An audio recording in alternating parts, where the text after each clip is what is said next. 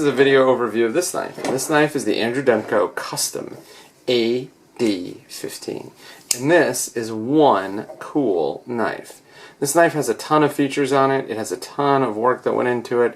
The design is really interesting and quirky. And it's a really good knife. It's fun to have in your hand. It's fun to have in your pocket. It's fun to cut with. And it's a beast. It is a massive, massive knife. So the blade is about 3.5 inches long. It's got a little hidden choil here, which is great because you can choke up, but it still lets you sharpen to the end of the edge. It runs what Demko is calling the Scorpion lock.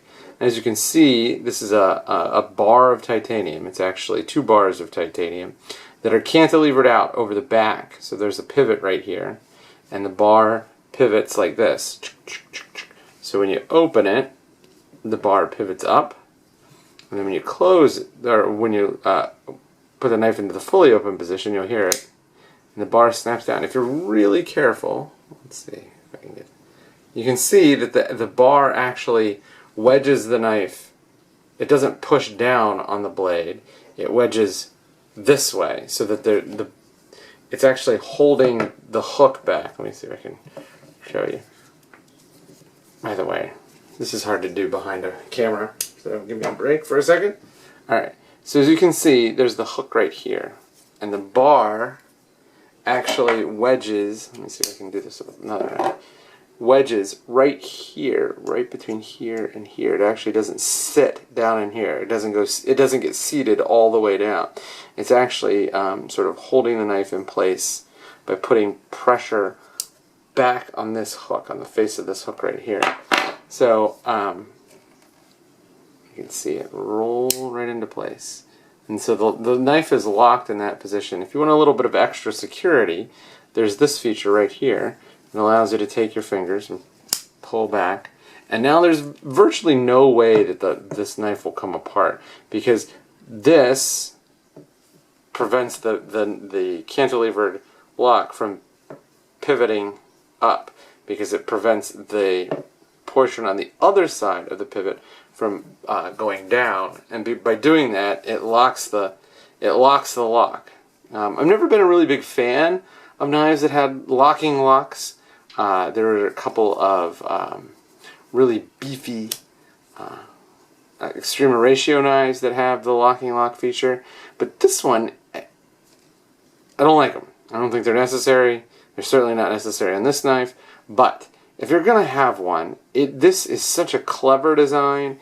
It's so well executed, and it's really, really minimal and simple. That's it. You don't have to like fidget with a pin that you insert or anything like that. It's already there. It's already built in. It's easy to use, and it doesn't really impact the functioning of the knife. The one thing that I would say is the lock is very unusual, and so it does take getting used to, but once you get used to it, it's not that bad. The other thing is that lock really depends on this portion of this back portion of the tang being extra smooth, and from Demko, it is like mirror finished, and so that bar, the pin, just rides right on there. You can see there's actually a stop pin, and watch when it clicks into place. And there you go. So that's what it looks like in the open, the open position. In the closed position, it actually hits this little hook right there and stops the knife. It's a very clever design. The geometry on this knife is just crazy. Demko really thought this out, and it's beautiful.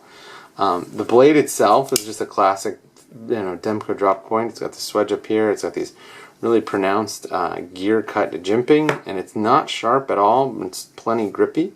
I like that a lot. The thumb studs are just classic terraced thumb studs. They're very good. The grind is beautiful, as you can see. It's just gorgeous. It does have a little bit of a hollow grind to it, and I believe this is XHP steel, which is great. I love XHP. The pocket clip is a stamped titanium pocket clip, and it's got just the right amount of tension, especially for a knife this beefy. You can see that the G10 has liners. I'm not 100% sure the liners are necessary for strength, but they may be necessary for this pivot axis and this little slider to keep everything lined up. He even thought of a lanyard hole, which goes straight through the pocket clip.